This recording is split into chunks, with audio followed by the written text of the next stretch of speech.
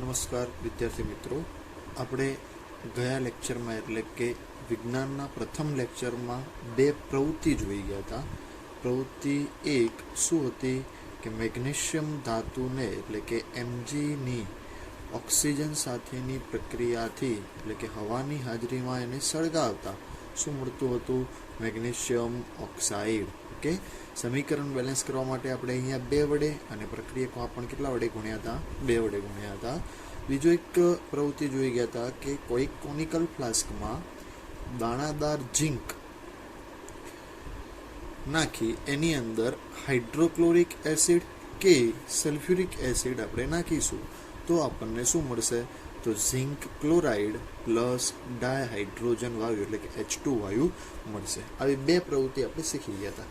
એના પરથી આપણે એક રાસાયણિક સમીકરણ લખ્યું હતું. રાસાયણિક સમીકરણમાં એક આપણે આ સમીકરણ લીધું હતું કે જેમાં એને શાબ્દિક સમીકરણ સ્વરૂપે કંઈક આ પ્રમાણે દર્શાવ્યું હતું કે એમજીને બદલે આપણે શું લખ્યું? મેગ્નેશિયમ. O2 ને બદલે શું લખ્યું? તો ઓક્સિજન લખ્યું. ઓકે, એને શું કરતા? ગરમ કરતા આપણને શું મળ્યું? Magnesium oxide.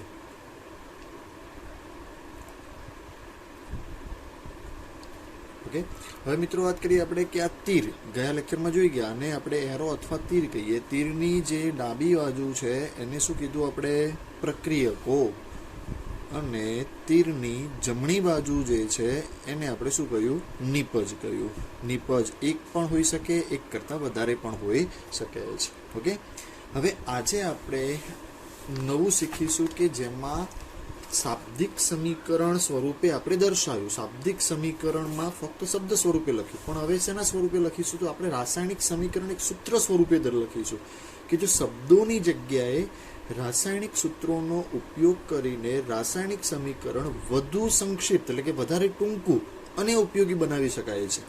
મેગ્નેશિયમ ઓક્સિજન અને મેગ્નેશિયમ ઓક્સાઇડને સૂત્રોની મદદથી નીચે મુજબ રજૂ કરી શકાય છે, જે આપણે ગઈ વખતે પણ જોઈ ગયા હતા કે Mg+O2 will gives અને એરોને આપણે ઇંગ્લિશમાં કેવું હોય તો આ પ્રમાણે બોલી શકાય કે will gives નો મતલબ પ્રક્રિયા, રાસાયણિક પ્રક્રિયા થઈ અને આપણને આ નિપજ આપે છે કે Mg+O2 will gives MgO. આ સમીકરણને આપણે કેવું સમીકરણ કહીશું? તો માળખાકીય સમીકરણ કહીશું. ઓકે, ગઈ વખતે જે જોઈ ગયા એ કેવું સમીકરણ હતું? આ શાબ્દિક સમીકરણ હતું. આ સમીકરણને કેવું સમીકરણ કહેવાય? તો માળખાકીય સમીકરણ. હવે તીરની જમણી બાજુ અને ડાબી બાજુ પરમાણુઓની સંખ્યા ગણતા સમાન થતા નથી. આ સમીકરણ અહીંયા આપણે જોઈએ છે કે મેગ્નેશિયમ 1 છે, અહીંયા પણ 1 છે, ઓક્સિજન અહીંયા 2 છે, જ્યારે અહીંયા ઓક્સિજન કેટલા છે? 1 છે. અહીંયા ઓક્સિજન 1 છે અને અહીંયા 2 છે, એટલે બંને બાજુ પરમાણુઓની સંખ્યા સરખી છે નહીં. માટે આ સમીકરણને કેવું સમીકરણ કહેવાય? તો અસમતુલિત સમીકરણ કહેવાય છે કે જેમાં બંને તરફના દળ સરખા થતા નથી. દળ સરખા નથી, પરમાણુની સંખ્યા સરખી નથી, એટલે પરમાણુય દળ પણ સરખા થાય નહીં. આ પ્રકારના સમીકરણને પ્રક્રિયા માટેનું માળખાકીય સમીકરણ કહેવાય છે. ઓકે, માળખાકીય સમીકરણમાં બંને બાજુ હવે આપણે જો પરમાણુની સંખ્યા સમાન કરીશું ત્યારે એ અસમતુલિતની જગ્યાએ કેવું થશે? સંતુલિત સમીકરણ થશે. હવે વાત કરીએ આપણે કે સંતુલિત રાસાયણિક સમીકરણ કેવું હોય. ગયા લેક્ચરમાં મેં તમને યાદ અપાયું હતું કે ધોરણ 9ની અંદર આપણે એક દળ સંચયનો નિયમ ભણી ગયા, યાદ હોય તો ચેપ્ટર નંબર 3માં. એ દળ સંચયના નિયમ પ્રમાણે કોઈ પણ રાસાયણિક પ્રક્રિયામાં દળનું સર્જન થતું નથી કે તેનો વિનાશ થતો નથી. એનો મતલબ દ્રવ્યનો જથ્થો કેવો હોય? અચળ હોય. ક્યારે રાસાયણિક પ્રક્રિયા દરમિયાન નવું દ્રવ્ય અથવા નવું દળ સર્જાય પણ નહીં કે એનો વિનાશ પણ થતો નથી. આમ કોઈ પણ રાસાયણિક પ્રક્રિયાની નિપજોમાં હાજર રહેલા તત્વોનું કુલ દળ એ પ્રક્રિયકોમાં હાજર રહેલા તત્વોના કુલ દળ જેટલું હોય છે. આનો મતલબ મિત્રો કંઈક એવો થાય કે પ્રક્રિયકોમાં જેટલા પણ તત્વો હોય એ તત્વોનું કુલ દળ કોના જેટલું થાય? તો નિપજમાં રહેલા તત્વોના કુલ દળ જેટલું. ઓકે, આ બંનેના દળ સમાન હોવા જોઈએ. ન હોય તો આપણે સમીકરણને સંતુલિત કરવું પડે. અને એ સમાન કરવા માટે આપણે શું કરવું પડે? તો આવા જે રાસાયણિક સમીકરણ હોય એ રાસાયણિક સમીકરણમાં પરમાણુઓની સંખ્યા કેવી કરવી પડે?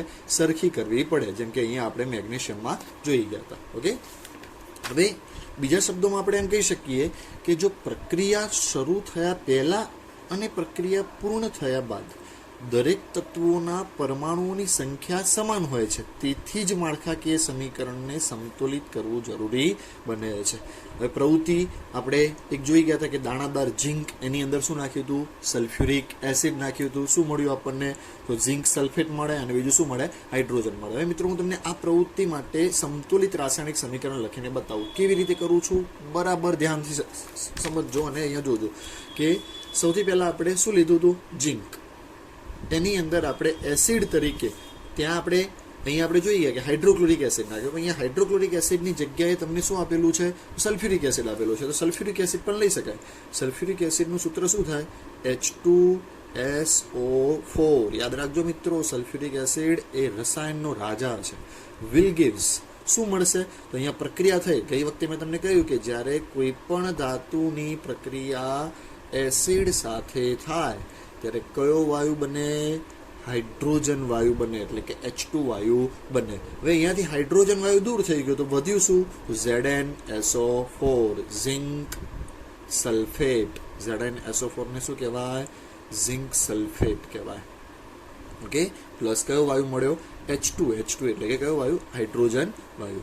હવે મિત્રો આ સમીકરણમાં જુઓ તમે કે બંને બાજુ આપણે જોઈએ કે આ એરો અથવા તીર છે. તીરમાં પ્રક્રિયકો કયા કયા? ઝિંક અને સલ્ફ્યુરિક એસિડ. એની અંદર આપણે વાત કરીએ તો ઝિંક કેટલા છે? અહીંયા 1. ઓકે, હાઇડ્રોજન કેટલા છે? તો H2 એટલે કે 2 છે. સલ્ફર મિત્રો અહીંયા ધ્યાન રાખવાનું, સલ્ફેટ નહીં પણ સલ્ફેટ એ શું છે? તો 9મા ધોરણમાં આપણે શીખી ગયા હતા કે સલ્ફેટ SO4-2 એ બહુપરમાણવીય ઋણાયન છે. બહુપરમાણવીય એટલે કે એક કરતાં વધારે પરમાણુઓ છે. કેટલા છે ટોટલ? તો સલ્ફર 1 અને ઓક્સિજન કેટલા? 4. ઓકે, અહીંયા સલ્ફર આપણે લખીશું કેટલા? 1 અને ઓક્સિજન કેટલા છે? 4. આ પરમાણુઓની સંખ્યા શેમાં થઈ ગઈ? પ્રક્રિયકોમાં થઈ ગઈ. હવે નિપજોમાં પણ ગણી લઈએ આપણે. નિપજોમાં ઝિંક કેટલા છે? તો Zn બરાબર કેટલા છે? 1 છે. સલ્ફર કેટલા છે? તો એમાં પણ 1 છે. ઓક્સિજન કેટલા છે? 4 છે. અને હાઇડ્રોજન કેટલા છે? 2 છે. જોઈ લો મિત્રો બંને, અહીંયા ઝિંક 1, અહીંયા પણ 1. હાઇડ્રોજન 2, અહીંયા પણ હાઇડ્રોજન 2. સલ્ફર 1, અહીંયા પણ સલ્ફર 1. ઓક્સિજન 4, અહીંયા પણ ઓક્સિજન 4 છે. મીન્સ બંને બાજુ અહીંયા પરમાણુઓની સંખ્યા કેવી છે? સરખી છે. સરખી હોય પછી આપણે કોઈ સંતુલિત કરવાની જરૂર નથી. કેમ કે આ સમીકરણ ઓલરેડી કેવું સમીકરણ કહેવાય? સંતુલિત રાસાયણિક સમીકરણ કહેવાય. પછી આપણે એમાં બહુ ડાયા થઈ અને પછી અહીંયા 2 વડે કે 3 વડે કે 4 વડે ગુણીને કરવાની કોઈ જરૂર છે નહીં. એટલે બરાબર ધ્યાનથી પહેલાં જોઈ લેવાનું સંતુલિત છે તો કોઈ જ વસ્તુ કરવાની જરૂર છે નહીં. ઓકે, અહીંયા સંતુલિત ઓલરેડી છે. સંતુલિત ન હોય, જેમ કે અહીંયા નહોતું એટલે આપણે એને શું કરવા પડ્યા હતા? ગુણવા પડે. જેમ કે અહીંયા જો ક્લોરીન અહીંયા કેટલા છે? 2 છે, જ્યારે અહીંયા 1 જ છે, માટે 2 વડે ગુણવા પડે તો એ સંતુલિત બન્યું કહેવાય. પરંતુ અહીંયા સંતુલિત છે એટલે આપણે એને કંઈ કરવાની જરૂર છે નહીં. ઓકે, હવે જો આ સમીકરણ આપણને અહીંયા બતાવેલું છે મિત્રો કે જે મેં તમને બતાવ્યું હમણાં એ જ પ્રમાણે કેવી રીતે સંતુલિત કરવું અહીંયા ગણીને બતાવેલું છે. ઓકે, આમ આ સમીકરણની તીરની બંને તરફ દરેક તત્વના પરમાણુઓની સંખ્યા સમાન થાય છે, તેથી તેને સંતુલિત રાસાયણિક સમીકરણ કહેવાય. યાદ રાખજો મિત્રો, સંતુલિત રાસાયણિક સમીકરણ કોને કહેવાય? તો તીરની બંને બાજુ એટલે કે પ્રક્રિયકો અને નિપજો બંનેમાં પરમાણુઓની સંખ્યા કેવી હોય? સરખી હોય, સમાન હોય, ત્યારે જ એવા સમીકરણને કેવું સમીકરણ કહેવાય? સંતુલિત રાસાયણિક સમીકરણ કહેવાય. ઓકે, ચલો મિત્રો, હવે એક આગળની નેક્સ્ટ થિયરી લોંગ થિયરી છે, બરાબર ધ્યાનથી સમજો. એને આપણે જોવાની છે. સમીકરણ, રાસાયણિક સમીકરણનું સંતુલન કેવી રીતે કરવું? રાસાયણિક સમીકરણનું સંતુલન, અને આપણે સ્ટેપ વાઇઝ કરવાનું છે. સ્ટેપ વાઇઝ કેવી રીતે કરવાનું છે બરાબર ધ્યાન રાખજો. એક રાસાયણિક સમીકરણ અહીંયા આપણને આપેલું છે. તમે અહીંયા જોઈ શકો છો કે રાસાયણિક સમીકરણ શું છે? તો Fe એટલે શું મિત્રો? તો લોખંડ પ્લસ H2O એટલે પાણી. ઓકે, એટલે લોખંડની પાણી સાથેની પ્રક્રિયાથી શું મળ્યું? Fe3O4 એટલે કે આયર્ન ઓક્સાઇડ. શું કહેવાય આને? Iron oxide. લોખંડનો ઓક્સાઇડ જેને કહીએ. લોખંડના ઓક્સાઇડ 2 સ્વરૂપે મળી શકે. એક Fe2O3 અને બીજું છે Fe3O4. યાદ રાખજો મિત્રો, આ જાણક માટે કહી દઉં તમને કે Fe2O3 અને બીજું કયું છે? Fe3O4. આ હિમેટાઇટ છે. આ આપણને પૃથ્વીના પેટાળમાંથી જ મળી આવે. અને આને મેગ્નેટાઇટ કહેવાય। Fe2O3 એને હિમેટાઇટ, લોખંડની કાચી ધાતુ કહેવાય, અને Fe3O4 એને શું કહેવાય? મેગ્નેટાઇટ કહેવાય, જે પૃથ્વીના પેટર્નમાંથી આપણને મળી આવે છે અને જેમાંથી આપણે લોખંડનું નિષ્કર્ષણ કરીએ છીએ, મીન્સ લોખંડને અલગ કરીએ છીએ। અહીંયા આપણને ધારો કે લોખંડની પાણી સાથેની પ્રક્રિયાથી શું મળ્યું? તો Fe3O4 એટલે કે આયર્ન ઓક્સાઇડ, અને એનું નામ આપણે કહીએ, રાસાયણિક નામ શું? તો મેગ્નેટાઇટ કીધું। પ્લસ કયો વાયુ દૂર થાય છે? હાઇડ્રોજન વાયુ દૂર થાય છે। તો સૌથી પહેલા આપણે આ સમીકરણ લખ્યું, એ સમીકરણમાં સ્ટેપ વાઇઝ કેવી રીતે કરવાનું છે ધ્યાન રાખજો કે પહેલું સ્ટેપ 1 કે Fe plus H2O will gives Fe3O4 plus H2। આ સ્ટેપ 1 છે। હવે સ્ટેપ 1 માં કરવાનું શું છે? તો અહીંયા જો સોપાન 1 મેં લખેલું છે કે રાસાયણિક સમીકરણને સંતુલિત કરવા માટે સૌ પ્રથમ દરેક સૂત્રની ફરતે એક બોક્સ બનાવો। સમીકરણને સંતુલિત કરતી વખતે બોક્સની અંદર કોઈ ફેરફાર કરવો નહીં। ધ્યાન રાખજો મિત્રો, રાસાયણિક સમીકરણનું જ્યારે આપણે સંતુલન કરીએ છીએ ત્યારે સૌ પ્રથમ જે પણ સૂત્ર છે એ સૂત્રની ફરતે શું બનાવીશું? બોક્સ બનાવી દઈશું આ પ્રમાણે। બીજું કે આ બોક્સ બનાવ્યા બાદ બોક્સની અંદરની તરફ કોઈ જ ફેરફાર કરવાનો નથી। ઓકે, જે ફેરફાર કરવો હોય ક્યાં કરવાનો? બોક્સની બહાર કરવાનો છે। ઓકે, ત્યારબાદ વાત કરીએ સ્ટેપ 2। સ્ટેપ 2 માં શું કરવાનું છે? સોપાન 2 કે અસંતુલિત સમીકરણમાં હાજર રહેલા જુદા જુદા તત્વોના પરમાણુઓની સંખ્યાની યાદી બનાવો। યાદી કેવી રીતે બનાવવાની? તો અહીંયા યાદી બનાવેલી છે, જો અહીંયા કે યાદી કેવી રીતે બનાવીશું? તો સ્ટેપ 2 માં સૌથી પહેલા આપણે જોઈએ કે તત્વ, ત્યારબાદ પ્રક્રિયકોમાં પરમાણુની સંખ્યા,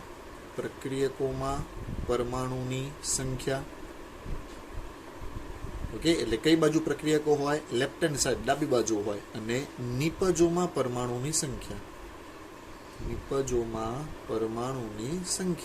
કઈ બાજુ હોય? જમણી બાજુ હોય, એટલે કે રાઈટ હેન્ડ સાઈડ। ઓકે, હવે તત્વ અહીંયા કયા કયા છે? તો આપણે વાત કરીએ તો એક Fe છે, એટલે કે આયર્ન છે, લોખંડ, બીજું કયું છે? હાઇડ્રોજન છે, અને ત્રીજું કયું છે? ઓક્સિજન। આ 3 તત્વો છે। હવે પ્રક્રિયકોમાં પરમાણુની સંખ્યા કેટલી છે? તો અહીંયા લેફ્ટ હેન્ડ સાઈડ આપણે જોઈ શકીએ છીએ કે આ Fe plus H2O, left hand side કહીશું પ્રક્રિયકો। Fe કેટલા છે? તો અહીંયા 1 છે। ઓકે, જ્યારે નિપજોમાં પરમાણુની સંખ્યામાં Fe કેટલા છે? તો Fe3, એનો મતલબ કેટલા છે? 3 છે। ઓકે, જ્યારે હાઇડ્રોજન અહીંયા પ્રક્રિયકોમાં કેટલા છે? H2 એટલે કે 2 છે। જ્યારે અહીંયા હાઇડ્રોજન કેટલા છે? તો અહીંયા પણ 2 છે। ઓક્સિજનની વાત કરીએ આપણે તો ઓક્સિજન પ્રક્રિયકોમાં કેટલા છે? 1 છે। જ્યારે નિપજમાં કેટલા છે? તો O4 એટલે કે કેટલા છે? 4 છે। ઓકે, જે અહીંયા મેં તમને દર્શાવેલા છે। ત્યારબાદ સોપાન 3 ની અંદર શું કરવું? સોપાન 3 એટલે સ્ટેપ 3। સ્ટેપ 3 માં શું કરવાનું છે કે સરળતા ખાતર સૌથી વધુ પરમાણુઓ ધરાવતા સંયોજનના સંતુલનની શરૂઆત કરો। તે પ્રક્રિયક કે નિપજ ગમે તે હોઈ શકે છે, તે સંયોજનમાં સૌથી વધુ પરમાણુઓ ધરાવતું તત્વ પસંદ કરો। જો આ પ્રમાણે આપણે કરવા જઈએ તો આ જે રાસાયણિક સમીકરણ છે એ રાસાયણિક સમીકરણમાં સૌથી વધુ પરમાણુ ધરાવતું તત્વ સંયોજન કયું છે? તો આ છે Fe3O4, કે જેમાં 3 આયર્ન છે અને 4 શું છે? લોખંડ છે। તો આપણે Fe3O4 અને તેમાં રહેલા ઓક્સિજન તત્વની પસંદગી કરવી પડે। ઓક્સિજન તત્વની પસંદગી કેમ કરવી પડે મિત્રો? કેમ કે અહીંયા Fe 3 છે, જ્યારે ઓક્સિજન કેટલા છે? 4 છે। 4 છે એનો મતલબ કે ઓક્સિજન લોખંડ કરતાં વધારે છે, માટે આપણે એની પસંદગી કરવી પડે। તો જમણી બાજુના ઓક્સિજનના 4 પરમાણુ છે, જ્યારે ડાબી બાજુ ઓક્સિજનનો માત્ર કેટલા પરમાણુ છે? 1 જ પરમાણુ છે। તો અહીંયા જો શરૂઆતમાં દર્શાવેલા છે કે શરૂઆતમાં ઓક્સિજનના પરમાણુ શરૂઆતમાં એટલે પ્રક્રિયકોમાં કેટલા છે? તો 1 છે। પ્રક્રિયકમાં આપણે અહીંયા જોઈ શકીએ છીએ પ્રક્રિયકમાં કેટલા? 1, જ્યારે નિપજમાં કેટલા છે? 4, માટે મેં અહીંયા લખ્યા કે પ્રક્રિયકમાં 1 એટલે H2O માં, અને નિપજમાં કેટલા છે? 4, શેમાં? તો Fe3O4 માં। હવે સંતુલિત કરવું હોય તો પ્રક્રિયકમાં 1, નિપજમાં 4, તો સંતુલિત કરવા માટે એવું ઘટાડી ન શકાય કે પ્રક્રિયકમાં 1 છે એટલે નિપજમાં 1 કરી દઈએ, પણ નિપજમાં 4 છે તો પ્રક્રિયકમાં આપણે કેટલા કરવા પડે? 4 કરવા પડે। તો અહીંયા 4 નિપજમાં હતા, તો પ્રક્રિયકમાં 4 કરવા માટે કેટલા વડે ગુણ્યા આપણે? તો 1 ને 4 વડે શું કરી કાઢ્યા? ગુણી કર્યા। શું કરવા માટે? સંતુલિત કરવા માટે। હવે અહીંયા યાદ રાખવું કે પરમાણુઓની સંખ્યા સમાન કરવા માટે પ્રક્રિયામાં ભાગ લીધેલા સંયોજનો કે તત્વોના સૂત્રો બદલી શકાતા નથી. બરાબર ધ્યાન રાખજો મિત્રો કે સંયોજન કે જે પણ તત્વો હોય એના સૂત્રો ક્યારે બદલી શકાય નહીં. શરૂઆતમાં જે આ સૂત્રો લીધા એ જ સૂત્રો રાખવા પડે, ક્યારે સૂત્રો બદલાય નહીં. ઉદાહરણ તરીકે ઓક્સિજન પરમાણુઓને સંતુલિત કરવા માટે આપણે ચાર સહગુણક એટલે સૂત્રની આગળ 4 સહગુણક મૂકી 4H2O લખી શકીએ છીએ, પરંતુ H2O4 અથવા H2O4 ટાઈમ્સ ન લખી શકાય. મિત્રો કેવી રીતે? તો આ સૂત્ર આ પ્રમાણે કંઈક હતું, જોઈ લો. અહીંયા ફરી એકવાર લખીએ છીએ આપણે કે સ્ટેપ નંબર કયું હતું? 3, કે Fe plus H2O will gives Fe3O4 plus H2. પછી શું બનાવ્યું હતું આપણે પહેલા સ્ટેપમાં? બોક્સ. ઓકે, બોક્સ બનાવ્યા બાદ આપણે પરમાણુની સંખ્યાની શું કરી? ગણતરી કરી. અને ત્રીજા સ્ટેપમાં આપણે જોયું કે સૌથી વધારે પરમાણુ ધરાવતું હોય એવું આપણે સંયોજન પસંદ કર્યું, જેમાં આપણે ઓક્સિજન 4 છે માટે એને પસંદ કર્યું હતું. હવે સંતુલિત કરવા માટે અહીંયા ઓક્સિજન 4 છે, અહીંયા ઓક્સિજન 1 છે, તો અહીંયા 4 વડે ગુણવા પડે. મિત્રો યાદ રાખજો, આ પ્રમાણે કરી શકાય, બોક્સની બહાર ગુણી શકાય. 4 આ સહગુણક કહેવાય. અહીંયા આપણે 4 લખી શકતા નથી. આવું ના લખી શકીએ કે H2O4 કે H2O4 ટાઈમ્સ, આવું લખી શકતા નથી. અહીંયા 4 વડે આપણે ગુણવા પડે. ઓકે, આ થયું સ્ટેપ નંબર કયું? 3, એટલે કે સોપાન નંબર 3. ત્યારબાદ આગળ વધીએ આપણે તો સ્ટેપ નંબર 4 કે Fe એટલે કે લોખંડ અને હાઇડ્રોજનના પરમાણુ હજી પણ સંતુલિત હાઇડ્રોજન પરમાણુની સંખ્યા સમાન કરવા માટે જમણી તરફ હાઇડ્રોજન અણુઓની સંખ્યા 4 કરો. હાઇડ્રોજનની વાત કરીએ, અહીંયા જો કે આ જે સંતુલિત કર્યું આપણે સ્ટેપ નંબર 3માં, એમાં ફરી એકવાર ગણી લઈએ કે Fe કેટલા છે? તો Fe અહીંયા 1 જ છે. હાઇડ્રોજન કેટલા છે? તો હાઇડ્રોજન ગણવા માટે હવે હાઇડ્રોજન 2 નથી રહ્યા, 4 વડે ગુણ્યા એટલે 4 ગુણ્યા 2 એટલે 4 ગુણ્યા 2 બરાબર કેટલા થયા? 8. ઓક્સિજન કેટલા છે? તો ઓક્સિજન અહીંયા 1 હતો, પણ અહીંયા 4 વડે ગુણ્યા તો 4 ગુણ્યા 1 બરાબર કેટલા થયા? 4 થયા. જ્યારે અહીંયા ગણીએ આપણે કે Fe કેટલા? 3. હાઇડ્રોજન કેટલા છે? તો અહીંયા 2 છે. ઓકે, ઓક્સિજન કેટલા છે? તો ઓક્સિજન 4 છે. O4 એટલે કે 4 છે. તો હવે અહીંયા આપણે કોને સંતુલિત કરવા છે? હાઇડ્રોજન H2 અણુને સંતુલિત કરવા હોય તો અહીંયા પ્રક્રિયકમાં 8 છે, નિપજમાં કેટલા છે? 2. તો સરખા કરવા માટે કેટલા વડે ગુણવા પડે? યસ, ખબર છે બધાને કે 2 ને કેટલા વડે ગુણવા પડશે? 4 વડે. એટલે કે હાઇડ્રોજન ધરાવતું સંયોજન અથવા અણુ એને આપણે કેટલા વડે ગુણી કાઢીશું? 4 વડે ગુણી કાઢીશું. એટલે અહીંયા શું આવી જશે? 4H2, જે મેં સ્ટેપ નંબર 4માં કરેલું છે. જોઈએ અહીંયા કે Fe પ્લસ 4H2, આ તો આગળ કરેલું જ હતું આપણે, will gives Fe3O4 plus 4H2, એટલે કે 4 વડે અહીંયા શું કર્યા? ગુણી કાઢ્યા. આને આપણે કહીશું આંશિક રીતે સંતુલિત સમીકરણ. એટલે હજુ આંશિક થયેલું છે, પૂરું સંતુલિત સમીકરણ કહેવાય નહીં. ઓકે, ત્યારબાદ વાત કરીએ સોપાન નંબર 5 એટલે કે સ્ટેપ નંબર 5. હવે સ્ટેપ નંબર 5માં જો કે હવે ફક્ત એક જ તત્વનું સંતુલન બાકી અને તે લોખંડ છે.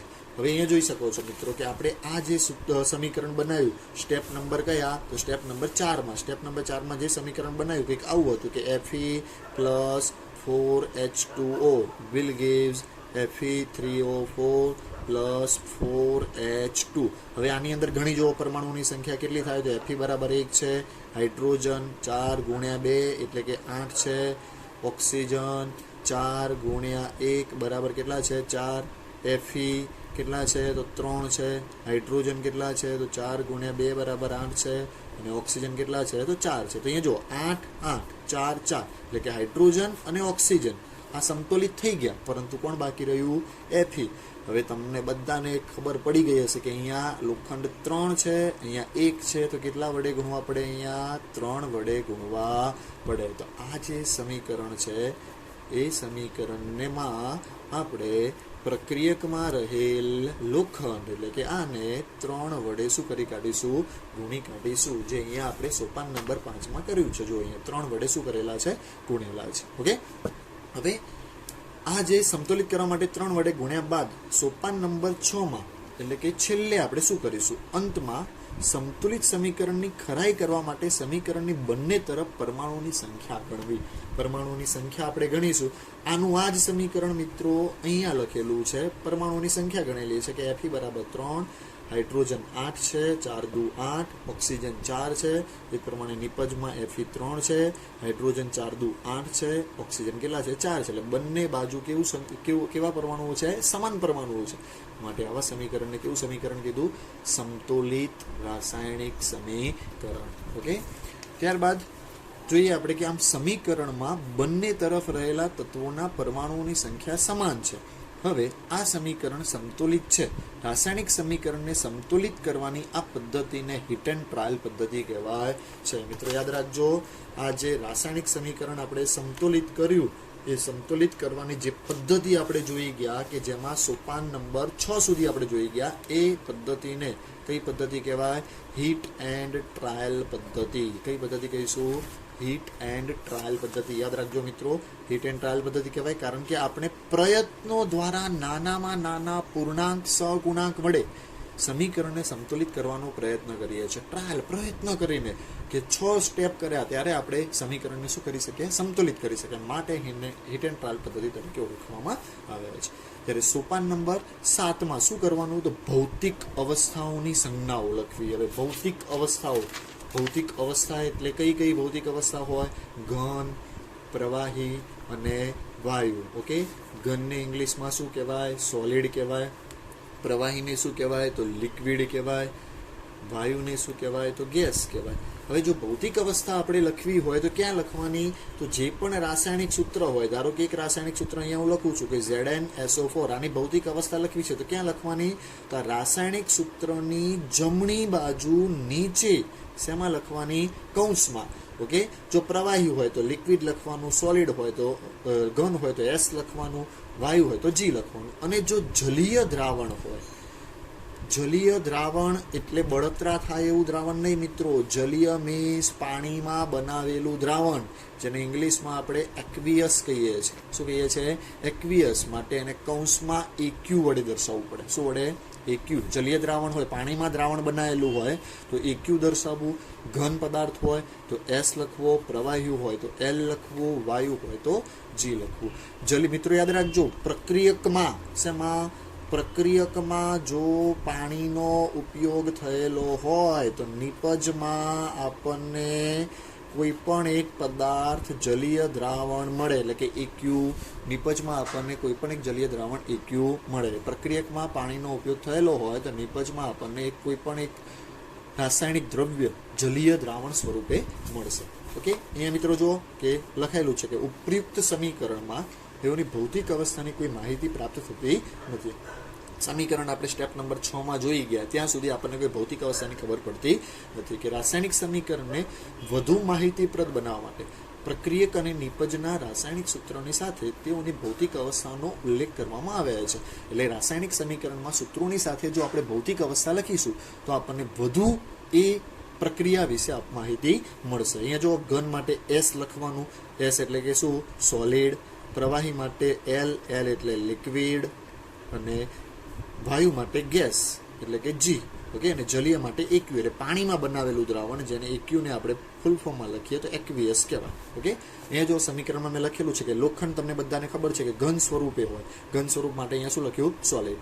બીજું, પાણી સાથેની પ્રક્રિયા કરીએ એટલે પાણીની વરાળ હોય. પાણીની વરાળ એટલે કે બાષ્પ સ્વરૂપે છે, અને બાષ્પ સ્વરૂપે હોય ત્યારે લિક્વિડ ન લખાય. શું લખાય? ગેસ લખાય. પ્રવાહી સ્વરૂપે હોય, આપણે જે પાણી પીએ છીએ એ લિક્વિડ કહેવાય. પણ જો પાણીની વરાળ એટલે કે ભેજ હોય તેને ગેસ સ્વરૂપે દર્શાવવું પડે તો આપણને શું મળશે? તો લોખંડનો ઓક્સાઇડ Fe3O4 મળ્યો, જેને આપણે સોલિડ સ્વરૂપે દર્શાવ્યો, અને હાઇડ્રોજન વાયુ મળ્યો માટે G સ્વરૂપે દર્શાવ્યું. સામાન્ય રીતે જ્યાં સુધી જરૂરી ન હોય ત્યાં સુધી રાસાયણિક સમીકરણમાં ભૌતિક અવસ્થાઓનો સમાવેશ કરવામાં આવતો નથી. જરૂર હોય તો જ ભૌતિક અવસ્થાઓનો સમાવેશ કરવાનો, બાકી કરવામાં આવતો નથી. પરંતુ મિત્રો યાદ રાખજો, ભૌતિક અવસ્થા બને ત્યાં સુધી આપણે જોડે જોડે પ્રેક્ટિસ કરતા રહીશું, જેથી આપણે એક્ઝામમાં ક્યાંય પણ અડધો કે 1 માર્ક કપાઈ શકે નહીં.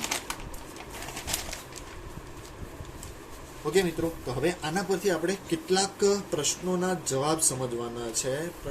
બીજું કે પ્રશ્નોના જવાબ સમજતા પહેલા વાત કરીએ કે કેટલીક વાર બની શકે કે રાસાયણિક પ્રક્રિયા દરમિયાન શેનો ઉપયોગ થયેલો હોય? તો કેટલીક વાર તાપમાનનો ઉપયોગ થયેલો હોય, કેટલીક વાર દબાણનો ઉપયોગ થયેલો હોય, કેટલીક વાર ઉદ્દીપકનો ઉપયોગ થયેલો હોય છે.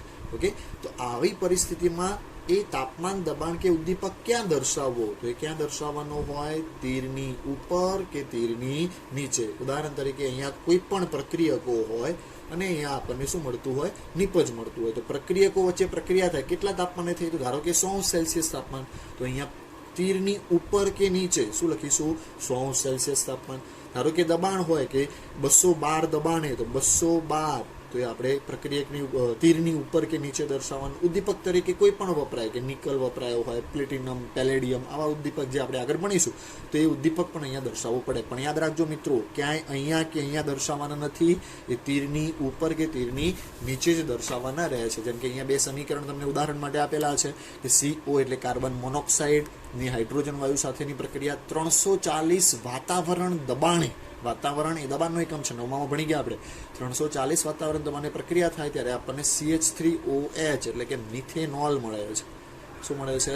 મિથેનોલ. એ પ્રમાણે અહીંયા જો પ્રકાશ સંશ્લેષણની પ્રક્રિયા આપેલી છે. વનસ્પતિ પ્રકાશ સંશ્લેષણની પ્રક્રિયા કેવી રીતે કરે? તો કાર્બન ડાયોક્સાઇડ પાણીનો ઉપયોગ કરી સૂર્યપ્રકાશની હાજરીમાં પર્ણમાં રહેલું ક્લોરોફિલ એટલે હરિત દ્રવ્યની પ્રક્રિયાથી આપણને શું મળશે? ગ્લુકોઝ C6H12O6 અને ઓક્સિજન વાયુ મુક્ત થશે, અને બીજું પાણી એટલે કે વરાળ આપણને મળશે. ઓકે, હવે અહીંયા કેટલાક ક્વેશ્ચન જો ખાલી અત્યારે ડિસ્કસ કરી લઉં છું. એ ક્વેશ્ચનની અંદર જવાબ તમારે જાતે લખવાના છે. ઓકે, એક કામ કરીએ આપણે કે મેગ્નેશિયમની પટ્ટીને હવામાં સળગાવતા પહેલાં શા માટે સાફ કરવામાં આવે છે? તો મેં તમને ગયા લેક્ચરમાં શરૂઆતમાં જ કહ્યું હતું કે મેગ્નેશિયમની પટ્ટી ઉપર જો આપણે એને ખુલ્લી મૂકી રાખી હોય તો ઓક્સાઇડ કે સલ્ફાઇડનું સ્તર લાગેલું હોઈ શકે છે. એને દૂર કરવા માટે આપણે શું કરીએ છીએ? સાફ કરીએ છીએ. શેના વડે? કાચ પેપર વડે સાફ કરવામાં આવે છે. હવે કેટલાક રાસાયણિક સમીકરણ હું તમને હોમવર્કમાં આપીશ મિત્રો. ઓકે, તે સમીકરણને તમારે શું કરવાના છે? સમતુલિત કરવાના છે. ઓકે, ન ફાવે તો મને પર્સનલી મેસેજ કરી અથવા બીજી કોઈ રીતે મારી જોડે શીખવાના છે. બરાબર? અને આ હું આજે લેક્ચરમાં તમને પ્રશ્નો આપીશ, બીજા દિવસે એના જવાબ પણ કદાચ મૂકીશ, તો એમાં તમારે જોઈને કન્ફર્મ કરી લેવાનું છે કે બને ત્યાં સુધી આપણે જાતે પ્રયત્ન કરીશું. Okay, thank you.